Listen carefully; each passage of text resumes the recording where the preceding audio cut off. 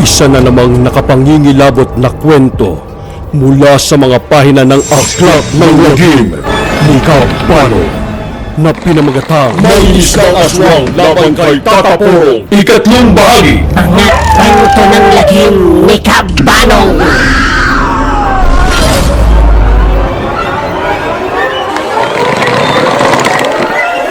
Ang nakaraan. Apo, umanda ka. Nararamdaman ko na lubos ng napakalakas ng uragon na ito. Maaaring nadiskubre na niya ang lahat ng kanyang kalakasan. Nagsimulang bumulong ng mga orasyon sa hangin si Tatapurong. Nagdulot ito ng isang nakabibiging tunog sa tenga ng uragon. Lalong naggalit ang uragon. Naalala ni Rod ang sinabi sa kanya ni Tatay Teban. Isa sa mga nagbibigay ng iba yung lakas kay Tatapurong ay ang suot-suot niyang medalyon sa kanyang leeg. Yun ang pinuntirya ng uragon na si Rod. Kung magagamit niya ang kanyang kakaibang bilis upang makalapit kay Tatapurong upang matanggal ang medalyon sa kanyang leeg, mas madali na niyang matatalo ang matanda. At simbilis ng pagkurap ng mga mata ay mabilis na nakalipad ang uragon kay Tatapurong upang masukbit ang medalyong nasa leeg nito. Napigtas ang kwintas at humagis ang medalyon sa layo kay Tatapurong. Dahil dito, biglang nanlumo si Tatapurong. Nawala ang kanyang dating lakas. At nang makita ito ng uragon, isang napakalakas na bigwas sa panga ni Tatapurong ang pinakawalan ng uragon. Tumagi sa kulungan ng mga manok si Tatapurong. Nabitingon rin niya ang kanyang hawak na mahiwagang itak. Bumagsak ito sa paanan ni Mac. Hindi pa nakontento ang uragon. Isang napakalaking apoy ang binuga ng kanyang bibig at sinunog si Tatapurong. Napasigaw sa sakit si Tatapurong.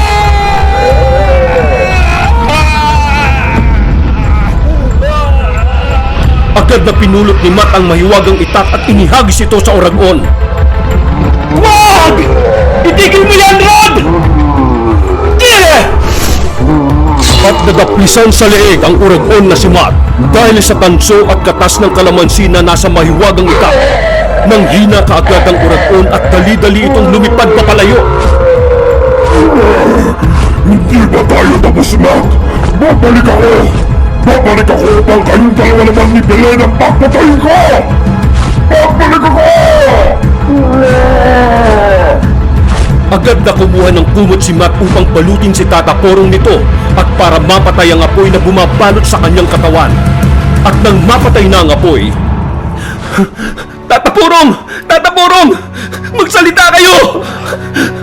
Mat, Apo, Tatapurong! sa palagay ko, natagpuan ko na ang katapat ko. Hindi! Nakita ko nang darating ang mga sandaling ito. At alam kong hindi ako ang makakatalo ngayon sa uragon na yan. Kundi ikaw, Apo. Hindi po! Ikaw ang nakikita kong posibleng makatalo sa uragon. Ngunit, maaari ka rin niyang matalo. Kaya pakiusap. Pag-aralan mong mabuti ang lahat ng orasyon sa libretang pula. Opo! At mag-ensayo ka pa sa paggamit ng mahiwagang itak. Opo! Sa iyo nakasalalay ang kaligtasan ninyo. Opo, Tatapurong! At ang kaligtasan ng baryo nating ito laban sa masasamang nilalang.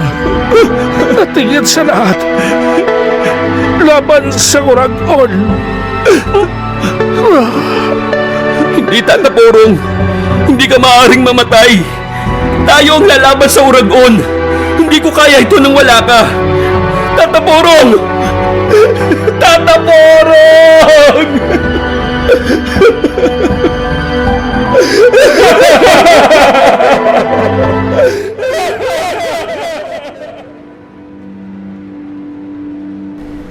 Magandang gabi sa inyong lahat. Bago tayo magpatuloy, ipinapaalala ko lang sa lahat ng nakasubaybay ngayon na meron tayong shoutout mamaya sa video ito.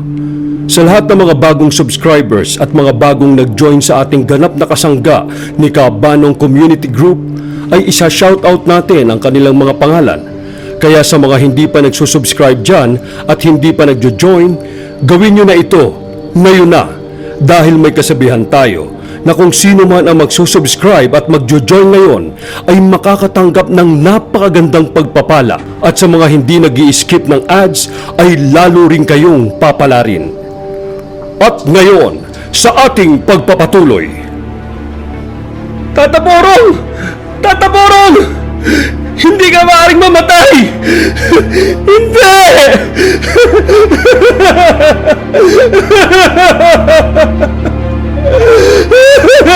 Tata Porong!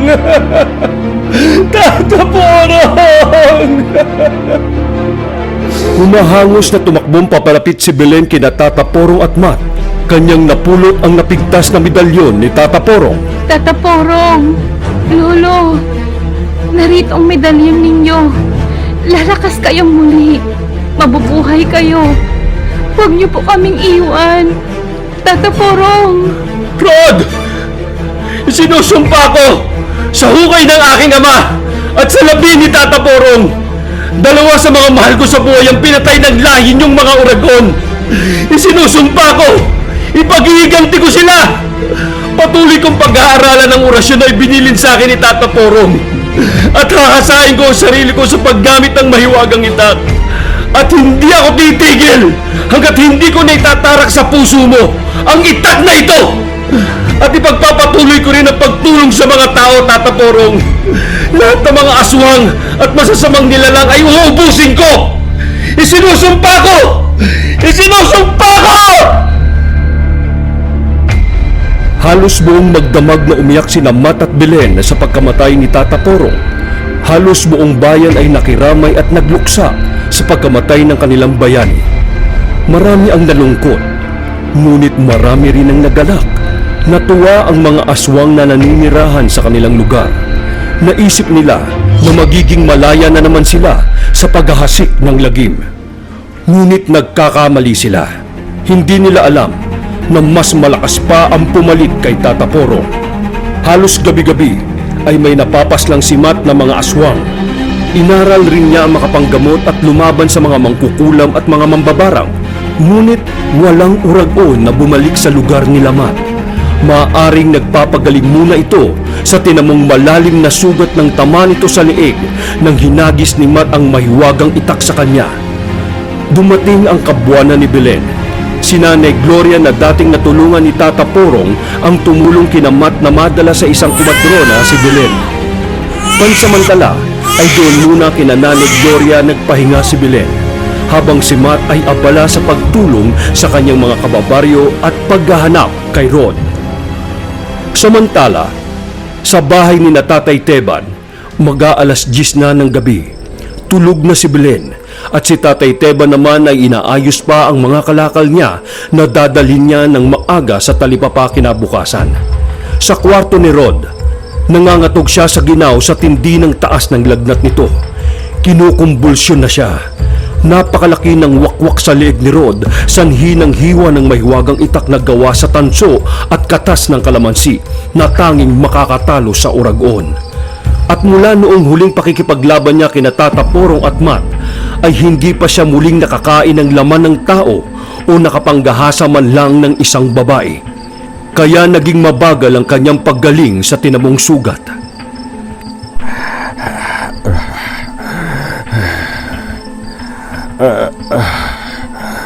Hindi ko na kaya to. Nagtututa na si Tatay Teban sa tinamo kong sugat. Hindi na sila naniniwala na sa aksidente ko na naman nakuha to. Dahil ilang linggo na rin itong hindi ko magaling. Kahit anong pang halamang tao na itapal niya dito. Paano ba naman hindi ito gagaling? Hindi na ako nakakakain ng laman loob ng tao at nakakapaghahasa man lang ng isang babae. Pues, total, nagtututa ka naman sa akin. Bago mo pa ako isumbong kung kanino, ay uunahin Naunahan na kita. Nasaan na ba ang matandang yon? Tatay Teban! Tatay Teban! Lumabas si Rod ng bahay upang hanapin si Tatay Teban. Sinubukan ni Rod na hanapin si Tatay Teban sa may dalampasigan, sa bangka nito. Ang hindi niya alam ay nagising si Belen dahil sa pagtawag ni Rod sa kanyang ama, at palihim niyang sinundan si Rod. Sa di kalayuan ay nakita niyang nag-uusap si Tatay Teban at si Rod. Nagtago si Belen sa likod ng puno upang hindi siya makita. Tulad ng pagdududa ng kanyang ama, siya rin ay nagdududa na rin sa pagkatao ni Rod. At sa kanyang pagkabigla, kitang-kita niya sa ilalim ng liwanag ng buwan ang pagpapalit ng anyo ni Rod.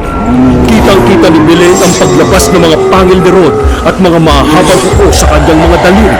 Isang asong nauulol ang ulo nito, ngunit katawan ng isang tikbalang, at natabunan ang kanyang mga balat ng nangingitim na balahibo.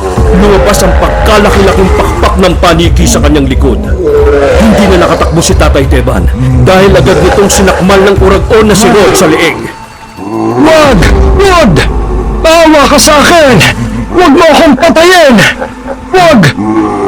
Parang walang narinig si Rod. Walang awang dinukot ng uragon na si Rod ang puso at atay ni Tatay Teban. At gutom na gutom nang inasab nito ang mga lamang loob ni Tatay Teban. Lahat ng ito ay nakita ni Sonia. Di siya makasigaw, di siya makaiyak. Impit lang ang tanging maririnig kay Sonia. At nang lumipad na palayo ang uragon, at nang masiguro ni Sonia na wala na ang uragon, ay doon lang siya nakasigaw at patakbong tinungo ang kanyang walang buhay na ama. Itay! Itay! Itay! Bakit niya nagawa sa ito?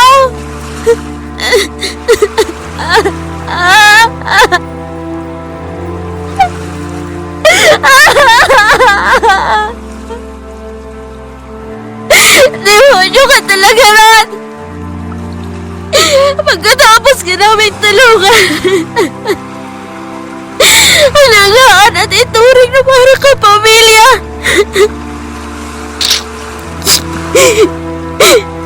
Ito ba yung susukli mo? Sa kabaitan ng ama ko. Minahal ka ni Itay. Minahal na rin kita. Minahal na rin kita. Ngunit lahat ng pagmamahal na yun, binaliwala mo.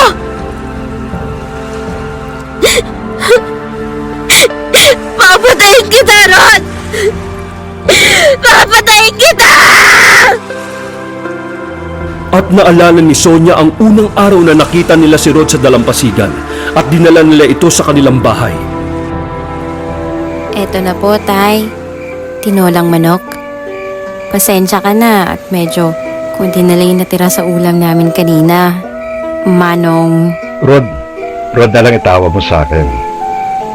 Pero wag mo naman akong tawaging Manong. Di pa naman ako ganun katanda eh. Ganun po ba, Manong?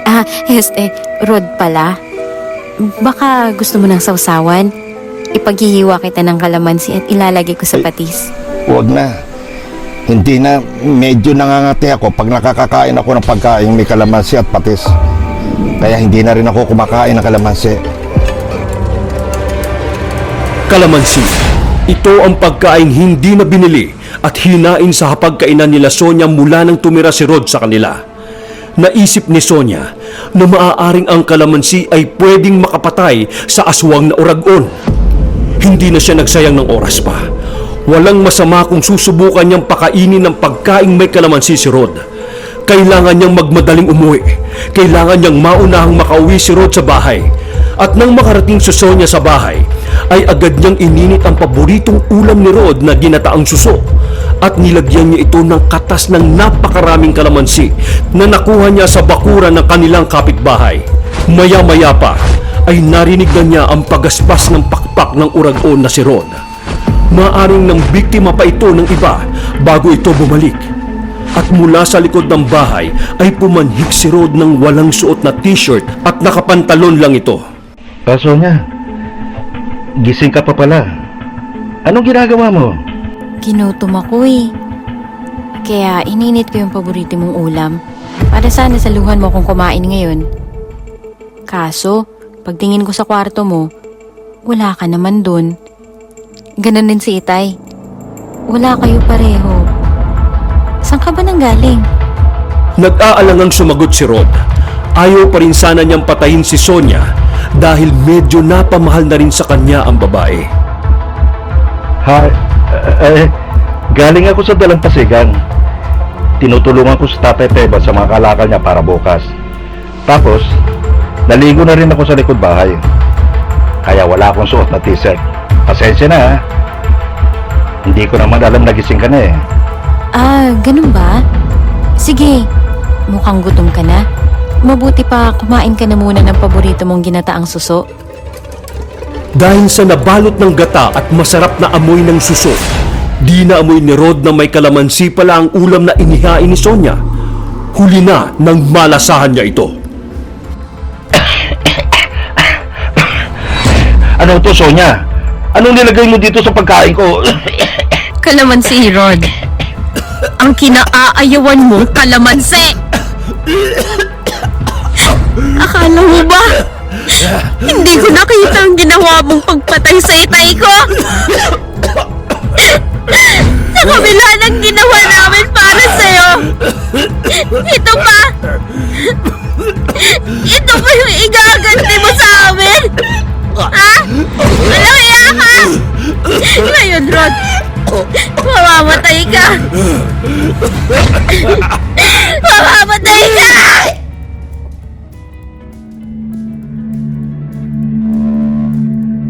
Katapusan na kaya ni Rod? Mamamatay na kaya ang aswang na uragon? Sundan ang huling kabanata at pagtatapos ng mangingisdang aswang.